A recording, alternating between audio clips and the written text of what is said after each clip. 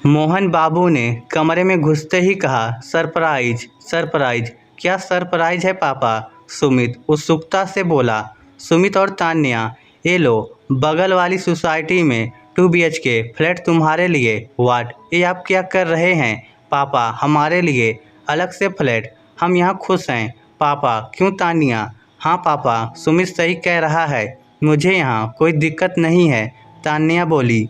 इससे पहले मोहन बाबू कुछ बोले, सुमित बीच में बोल पड़ा, पापा, हर माँ बाप चाहते हैं कि उनकी औलाद उनके पास रहे, तो आपकी ये अलग फ्लैट वाली बात और इतने पैसे कहाँ से आए आपके पास? बेटा, बात ऐसी है, तुम्हारी शादी के लिए बहुत कुछ जोड़ कर रखा था।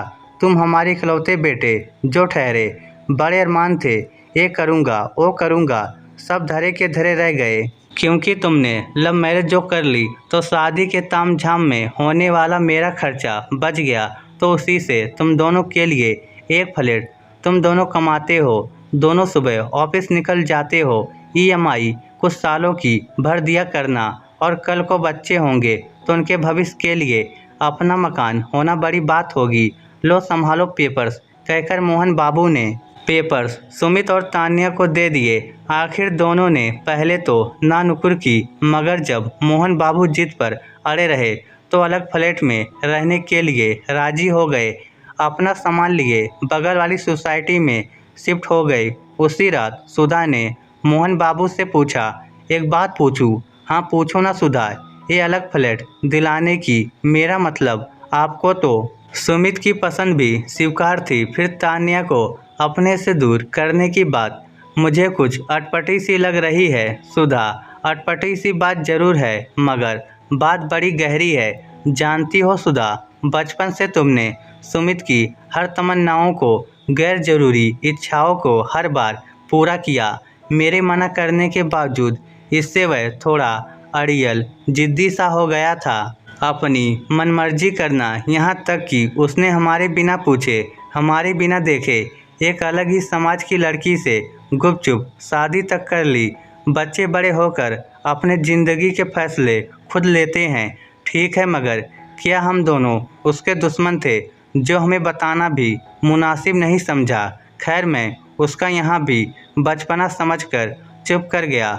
बहू को स्वीकार किया, बेटी की तरह मान दिया, मगर उसने यहाँ आकर हमें अपनाया नहीं, बल्कि वह तुम्हें और मुझे एक सर्वेंट समझने लगी थी। स्वयं से कभी चाय नहीं बनाकर पिलाई।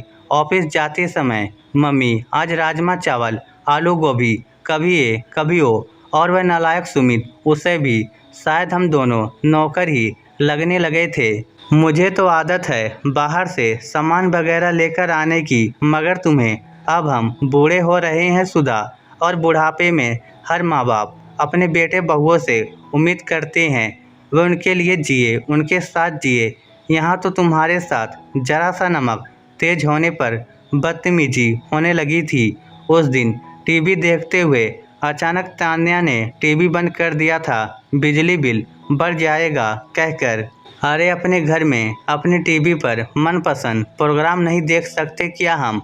मुझे तुम्हारे लिए बहुत बुरा लगा था। मैंने उसे समझाया तो बोली, घर खर्च हम चलाते हैं, बजट बनाकर चलना होगा। तुम और मैं, हमारे लिए तो हमारी पेंशन ही काफ़ी है, और साथ वाला कमरा किराए पर दे देने से हमें एक्स्ट्रा इनकम भी हो जाएगी, जिस पर वह दोनों रहकर अपना हक जमा रहे हैं। देखो, अब ऐसे तो वह यहाँ से जाते नहीं, तो मैंने फ्लैट वाली स्कीम खोली। दोनों लालच में चले गए। अब भरेंगे हर महीने EMI, वहाँ का बिजली बिल, मेंटेनेंस वगैरह स्वयं बनाकर खाएंगे या होटलों से मंगवाकर, तब पता चलेगा माँ बाप क्या होते हैं, उनके होने न होने का फ़र्क। मगर ये सब करना ज़रूरी था क्या सुधा? जब मरीज डायबिटीज का हो तो उसे करेले का जूस देकर ठीक किया जाता है, मीठी मीठी जलेबी नहीं देते, और वैसे भी कहीं दूर नहीं भेजा। उन्हें पास की सोसाइटी में रहेंगे तो हम उनके आसपास ही तो रहेंगे।